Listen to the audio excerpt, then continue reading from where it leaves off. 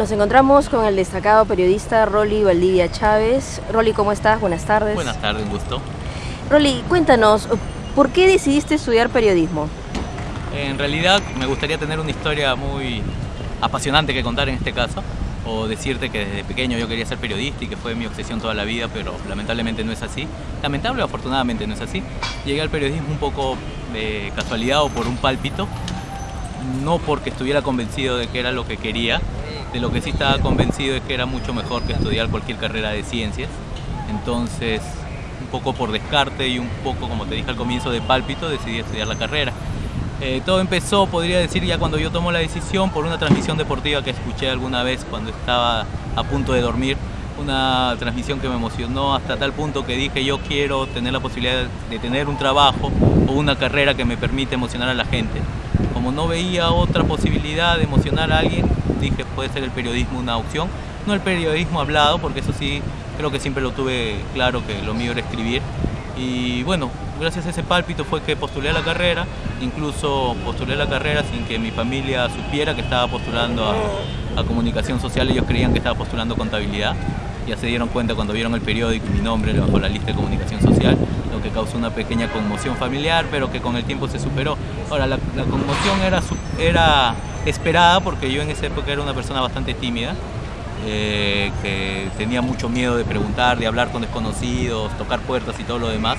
Algo que incluso la carrera me ayudó a superar, no del todo, porque hay rasgos que todavía quedan, pero yo tenía muy claro desde el inicio de la carrera que si yo quería ser periodista, esa timidez, cuando se tratara del trabajo, tenía que romperla, ¿no? Para el resto de mis cosas yo podría ser tímido, no hablar con nadie, no hacer nada, pero cuando era trabajo, como sea, tenía que romper, lo cual me ha ido generando algunas situaciones curiosas a lo largo de todos estos años que tengo trabajando, como el hecho de pensar muchísimo antes de hacer una llamada para coordinar una entrevista, o antes de presentarme a entrevistar a alguien, dar más de una vuelta por la zona antes de tomar fuerzas y tocarle la puerta, o abordar a alguien en la calle también, pensarlo mucho antes de hacerlo, cosa que otros colegas lo hacen con mucha más facilidad.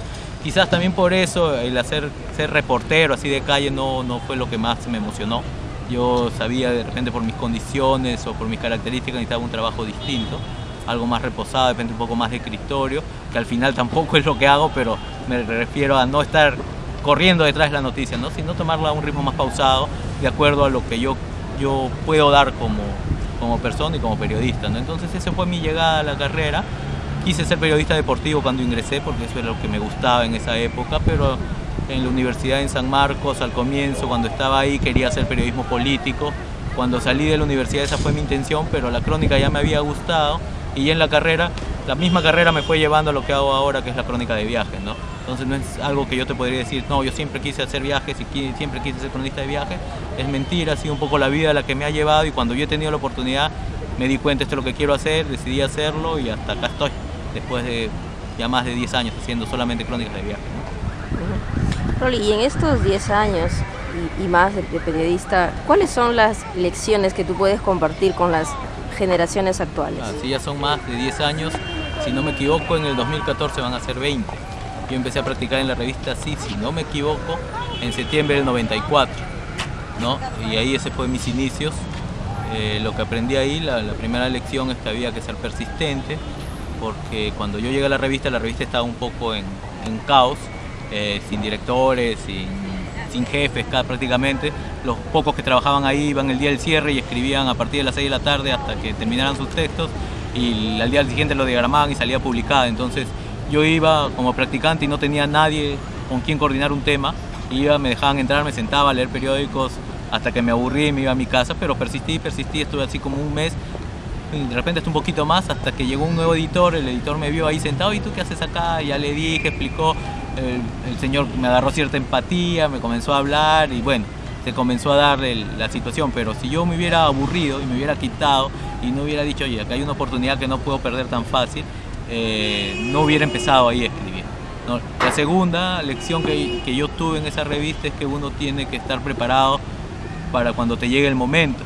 Cuando te dicen, oye, puedes escribir tal cosa, así tú nunca hayas escrito, nunca hayas publicado en ningún medio, te van a decir, sí, estoy preparado, porque tú te has formado para eso, ¿no? Entonces a mí me pasó algo similar. Era la primera reunión que yo iba del consejo directivo de la revista, cuando después que sale la edición del lunes, toda la gente se reunía el lunes en la tarde a conversar sobre el tema. Era la primera vez que yo fui porque el editor me dijo que vaya.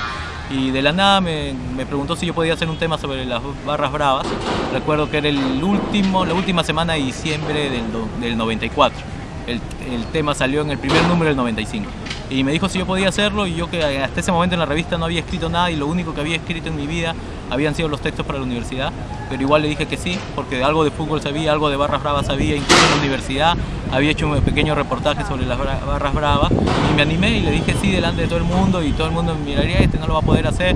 Y el mismo editor, creo que cuando lo vio y cuando comprobó que no era tan malo como él pensaba, se sorprendió, y a él se le notaba incluso más alegre que a mí, que eso fue algo que a mí también me llenó un poco de orgullo, porque yo lo veía a él realmente contento. Y bueno, ahí empecé a publicar mis primeras crónicas, y ahí publiqué mi primera crónica de viaje también. Después estuve en la revista Señales, que era una revista de transportes que salía como suplemento de La República.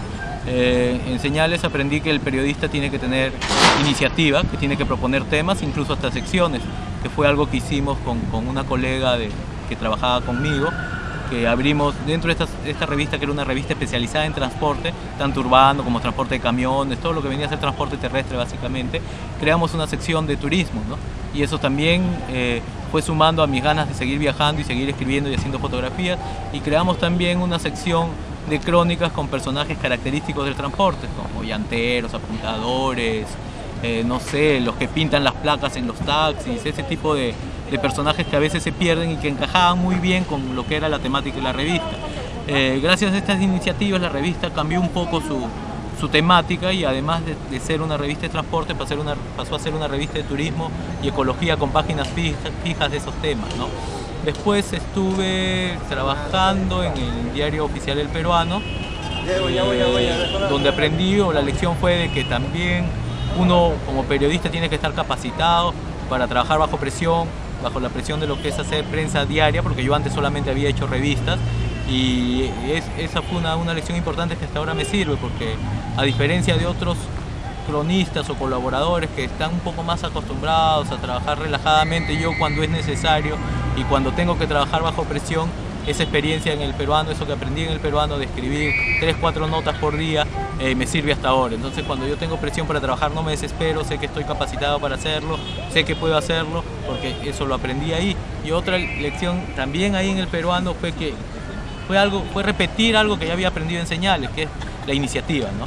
En El Peruano se presentaba la oportunidad de proponer temas, a mí me interesaba viajar y comencé a buscar la forma de cómo canalizar esa inquietud que yo tenía y convertirlo en notas, ¿no? Entonces buscaba, por ejemplo, que me inviten a festividades, cuando habían estas semanas turísticas me contactaba con la gente para que me hagan llegar una invitación al diario, y yo la presentaba al diario, a los editores, para que me den el permiso de viajar, y así comencé a hacer, a la par del trabajo cotidiano, que era más de un reportero de locales, comencé a hacer viajes y comencé a escribir crónicas de viaje, siempre ya sabiendo que eso era algo que me interesaba, ¿no? Fue precisamente por eso que ya en diciembre del 2000 se me presentó la ocasión de trabajar en una web que se dedicaba solamente al turismo, donde iba a tener la oportunidad de viajar, y después de pensarlo muy bien decidí renunciar al diario y dedicarme a algo que, como te digo, ya me estaba gustando y que yo quería hacer. Dejé el Peruano, pasé a esta página web que se llamaba Enjoy Perú, donde comencé a viajar, y la lección ahí fue esa, ¿no? Ya convertirme en un cronista de viajes, decidir que mi vida iba a estar bastante ligada a los viajes, a las despedidas, ¿no? Y a las bienvenidas también, al alejarme de la gente que uno va queriendo o que quiere para hacer tu trabajo más allá de que sean fiestas, sus cumpleaños y todo lo demás, y la lección de asumir tu responsabilidad al 100%. O sea, ya eras un cronista de viaje, tenías que asumirlo eso y tenías que estar dispuesto a viajar cuando sea necesario, más allá de las cosas que tenías que hacer en Lima. Tu vida ya está proyectada al viaje, ¿no? Y esa fue la lección en Enjoy Perú. Se acabó ese proyecto. Cuando acabó ese proyecto me quedé sin trabajo y decidí dedicarme como freelance solamente al tema de las crónicas de viaje. Como freelance lo que tú tienes que aprender básicamente es que tienes que ser terco, ¿no? Tienes que ser terco, y sobre todo tienes que saber manejar los buenos momentos y los malos momentos, cuando hay trabajo y cuando no hay trabajo, ¿no? Entonces eso es más o menos lo que he aprendido en todos estos años, lo que seguiré aprendiendo, ya me lo dirá el camino poco a poco, ¿no?